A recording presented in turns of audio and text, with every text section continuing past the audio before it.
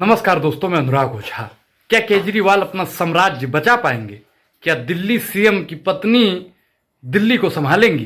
क्या दिल्ली में इमरजेंसी लागू हो जाएगा, मतलब राष्ट्रपति शासन लागू होगा? क्या अरविंद केजरीवाल जी को जमानत मिल पाएगी? क्या अरविंद केजरीवाल जेल में ही रहेंगे? क्या दिल्ली में जो बिजली पानी मुफ्त मिल रही थी, क्या अब उन तमाम चीज़ों पर बैन लग जाएगा? क्या बस का जो फ्री किराया था वो समाप्त हो जाएगा? क्या दिल्ली के बच्चों को मुफ्त शिक्षा मिलना बंद हो जाएगा? इन तमाम रोचक जानकारियों को मैं बताऊंगा साहब। आप इत्मीनान से इस वीडियो में बने रहिए। मैं बताऊंगा कि 28 मार्च तक इनको रिमांड पर भेजा गया है केजरीवाल जी को। क्या केजरीवाल जेल से बाहर निकलेंगे? ये एक बहुत बड़ा सवाल है। सवाल तो साहब बहुत खड़े होते हैं आम आदमी पार्टी के फेवर में, उनके सामने। आम आदमी पार्टी पर साहब जो आरोप लगे हैं, क्या वो आरोप कितना सही है, कितना गलत है, मैं आज आपको एक एक सटीक जानकारी दूंगा। भारतीय जनता पार्टी कहती है कि अरविंद केजरीवाल जी ने करोड़ों रुपए का घोटाला किया है, यानी शराब घोटाला किया है।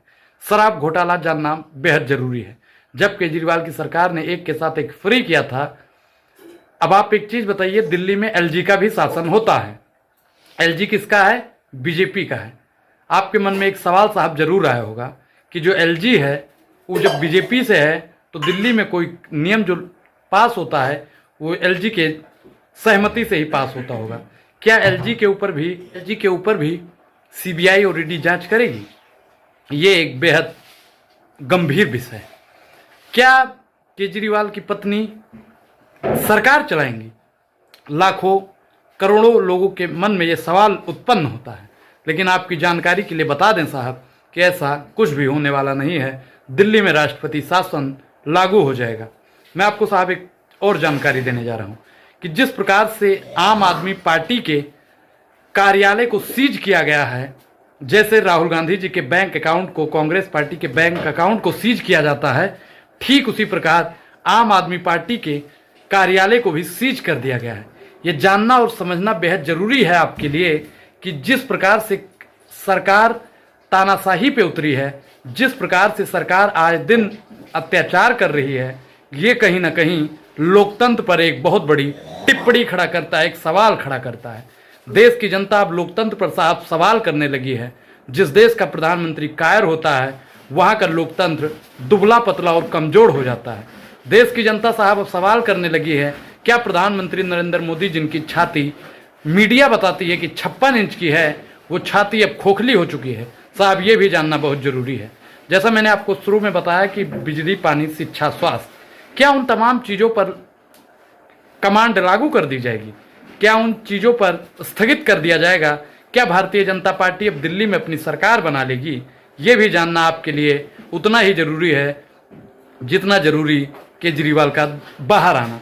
केजरीवाल को साहब ये दिल्ली की सरकार में बैठे हुए बड़के जो सिंहासन पे लोग बैठ जाते हैं ना, वो लोग कभी नहीं चाहेंगे कि एक ईमानदार नेता देश की और दिल्ली जैसे राजधानी की गद्दी पर बैठे।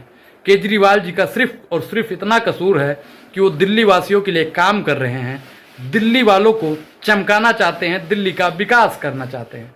लेकिन ये जो वर्तमान सरकार है ना साहब, इसे दिल्ली की उज्जवल भविष्य रास नहीं आ रही है। केजरीवाल के तमाम नेताओं को दिल्ली सरकार ने, यानी बीजेपी सरकार ने गिरफ्तार करने का काम किया है और सब पर एक ही घोटाला है, शराब घोटाला, शराब घोटाला, शराब घोटाला। आप सोचिएगा जरूर साहब, जो सरकारी गवाह इनका बना है उसने भी बीजेपी को 40 से 45 करोड़ रुपए का चंदा दिया है। क्या वो बचने के लिए चंदा दिया था, या केजरीवाल को जानबूझ के जेल के पीछे जिस प्रकार से ढकेल दिया गया है, जिस प्रकार से ईडी सीबीआई सक्रिय हो गई है, क्या आपको लगता है कि तानाशाह पूर्ण रूप से तानाशाही कर रहा है? इस पूरी बातचीत पर आपकी प्रतिक्रिया क्या है? अपनी प्रतिक्रिया जरूर दें। और केजरीवाल जी के साथ में आप खड़े हैं या नहीं, ये भी बताना बेहद जरूरी है।